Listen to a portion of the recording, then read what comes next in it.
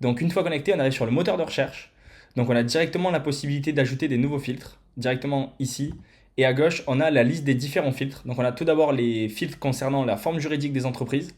Et après, on a les filtres qui concernent du coup la partie site web. Donc, par exemple, ce qu'on peut faire, donc là, on peut voir qu'on a le nombre de pages, les technologies que le site utilise, jusqu'au test page speed insight. Donc, on va commencer d'ailleurs par ça. Donc, si jamais, par exemple, on veut chercher des entreprises qui ont donc un site web avec des mauvaises performances, donc par exemple des mauvaises performances sur mobile. Donc, ici, dès qu'on ouvre, on a un graphique et ce que ça nous dit, c'est la répartition des notes des différents sites web des entreprises. Donc, par exemple, on peut voir que si jamais on cherche des sites web avec une note entre 25 et 42, on peut voir que ça concerne 32% des sites web. Donc c'est pas mal. On va mettre par exemple entre 25 et 50 pour l'exemple. On clique sur valider. Donc là, directement à gauche, on a une prévisualisation du nombre de résultats donc le nombre d'entreprises qui correspondent à nos filtres. Donc là, on peut voir qu'il y a plus de 10 000 entreprises qui correspondent à nos filtres. Donc pour l'instant, on est large. On peut cliquer sur rechercher pour directement obtenir la liste des entreprises, une liste d'entreprises qui correspond à nos filtres. Et donc par exemple, ici, dès qu'on clique sur la première entreprise, on retrouve toutes les informations de cette entreprise en question à droite. Donc tout d'abord, ces informations légales. Donc ça peut être le nombre de salariés, la date de naissance du gérant. Donc là, on peut voir que c'est une entreprise individuelle. Après, on a les personnes au pouvoir. Donc on peut voir qu'il n'y en a qu'une parce que c'est une entreprise individuelle avec son nom, son âge. Ça peut être intéressant si jamais on fait du call calling par exemple et qu'on veut savoir l'âge de notre interlocuteur.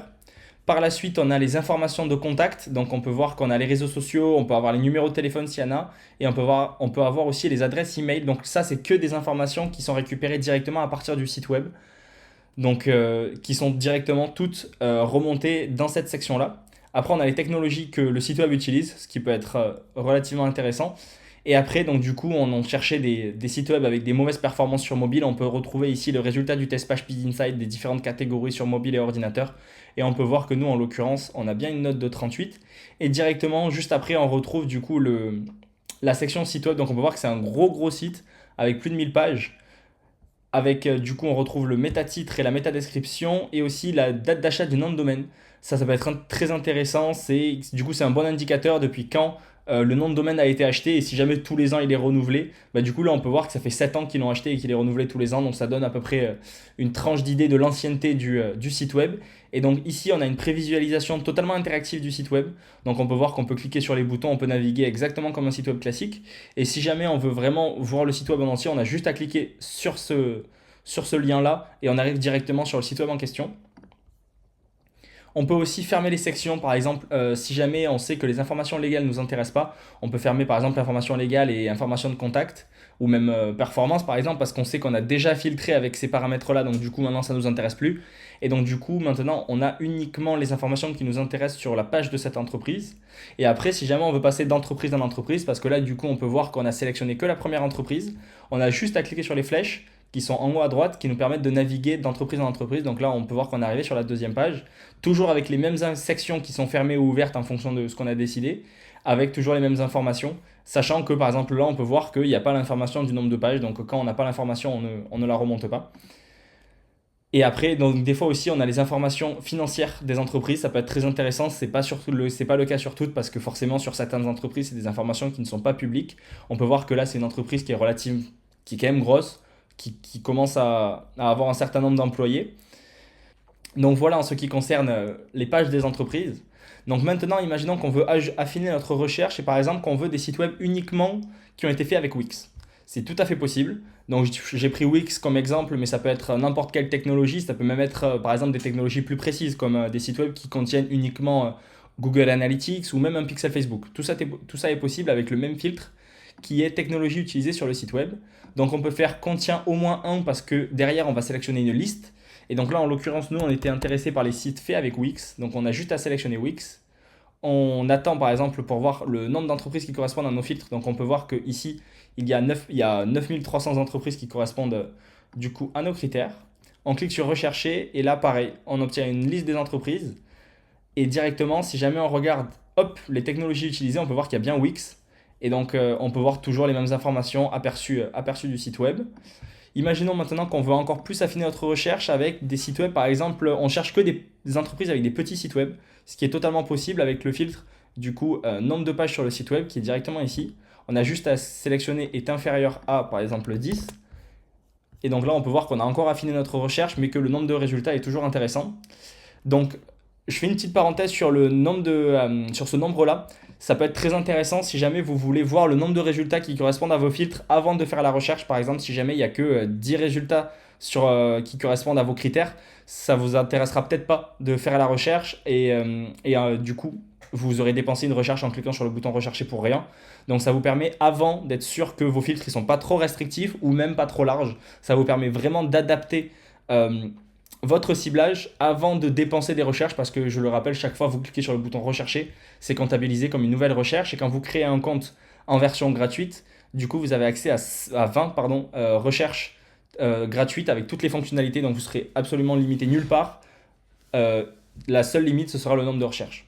Donc une fois que vous avez vous avez cliqué sur le bouton rechercher, vous arrivez du coup avec des nouvelles entreprises, et si jamais, imaginons que vous avez récupéré et vous avez traversé les 10 entreprises qui sont là, vous pouvez passer directement à la deuxième page, sachant que ce qui est important de savoir, c'est que chaque fois que vous passez de page en page, ce sera comptabilisé comme une nouvelle recherche, parce que du coup, vous avez 10 nouveaux résultats, donc c'est considéré comme une nouvelle recherche. Je vous montrerai juste après les différentes tarifications. Maintenant, un autre point qui peut être intéressant, c'est si jamais vous voulez faire des listes personnalisées. Donc par exemple, cette entreprise vous intéresse et vous voulez l'ajouter à une liste à prospecter ou par exemple déjà appelée. Vous pouvez directement le faire avec ce bouton-là, par exemple liste 1. Donc là, j'ai juste à cliquer et je l'ai ajouté dans ma liste 1. Et directement, donc là, on peut voir que c'était cette entreprise que j'ai ajoutée. On peut aller directement sur l'onglet liste. On peut voir qu'ici, on retrouve ma liste. Et donc, on va attendre que du coup, cette liste 1 charge. Et on peut voir ici qu'effectivement, on a retrouvé l'entreprise qu'on vient d'ajouter à l'instant.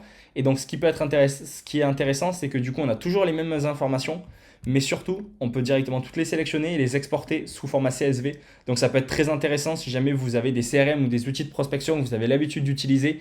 Vous ne changez pas vos habitudes, vous prenez ce fichier CSV et vous pouvez directement l'importer dans les outils que vous avez l'habitude d'utiliser avec toutes les informations. Donc toutes les informations qu'on retrouve directement sur ces pages-là seront catégorisées sous la forme de colonnes. Donc si jamais vous utilisez par exemple des outils de prospection, en l'occurrence, vous avez la colonne nom, prénom des gérants qui vous permettra d'utiliser ces colonnes en tant que variante, par exemple, de variables, pour faire de la prospection.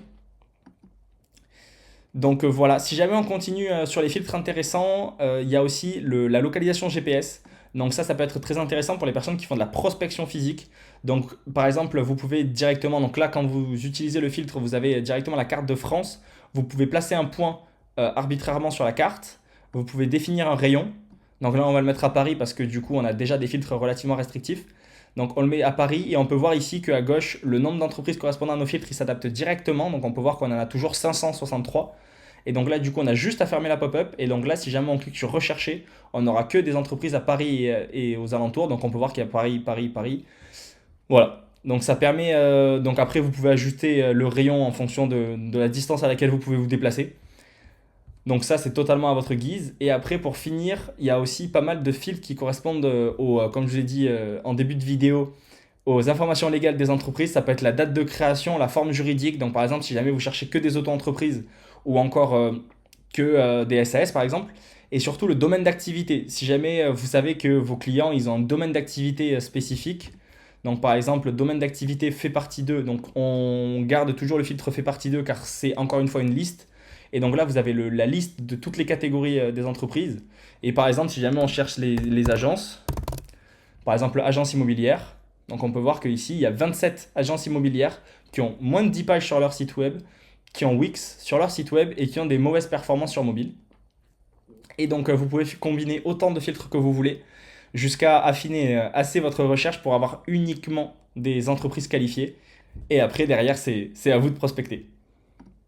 Si jamais on finit avec la partie compte, donc on peut voir que en l'occurrence pendant mes recherches j'ai utilisé 5 recherches parmi les 20 qui sont disponibles lorsqu'on crée un compte. Et si jamais on fait un rapide tour sur les différents plans disponibles, donc on a d'abord le plan gratuit donc qui vous permettra d'avoir 20 recherches à vie, c'est-à-dire qu'elles ne seront pas réinitialisées tous les mois. Et après, dès que vous passez sur un plan payant, donc là, ce sera des recherches qui seront réinitialisées tous les mois, sachant que quand je dis réinitialiser, c'est même accumulé. C'est-à-dire que si jamais vous n'avez pas dépensé vos recherches à la fin du mois, elles ne seront pas supprimées au mois prochain. C'est-à-dire si jamais si jamais, imaginons, vous avez le plan professionnel, qu'il vous reste 20 recherches à la fin du mois et que donc du coup, vous voyez qu'il y a 40 recherches sur ce plan-là, le mois suivant, vous aurez 60 recherches de disponibles. On n'enlèvera pas les 20 recherches qui n'ont pas été utilisées. Donc c'est important à noter. Sachant qu'il faut faire attention, on a 15 résultats par recherche, alors que sur le plan gratuit, on n'en a que 10. Donc le nombre de résultats par recherche, c'est directement ce qu'on retrouve ici. Donc on peut voir qu'ici, j'en ai que 10. Avec du coup, le plan professionnel, vous en aurez 15 et 20 avec le plan équipe. Sachant que vous aurez 200 recherches avec le plan équipe pour 40 recherches avec le plan professionnel, avec le nombre de résultats à côté auquel ça correspond. Donc on peut voir que pour par exemple un plan équipe, ce sera 4000 entreprises qualifiées qui vous seront affichées en résultat. Donc voilà en ce qui concerne les plans, sachant qu'effectivement on a des prix qui sont plus faibles pour le plan annuel, ce qui peut être intéressant pour les personnes qui savent qu'ils vont avoir besoin de prospecter tous les mois. Et je crois que j'ai à peu près fait le tour de l'outil. Si jamais vous avez la moindre question sur des filtres spécifiques, sur des fonctionnalités, ou même si vous souhaitez que j'ajoute certaines fonctionnalités, vous n'hésitez surtout pas à le mettre en commentaire. Je répondrai rapidement en commentaire et je vous tiendrai au courant pour ce qui sera envisageable par la suite au niveau des fonctionnalités. Si jamais vous avez des questions, j'y répondrai. Et n'hésitez pas aussi à partager votre avis en commentaire et j'ai très hâte de savoir vos retours. Merci beaucoup.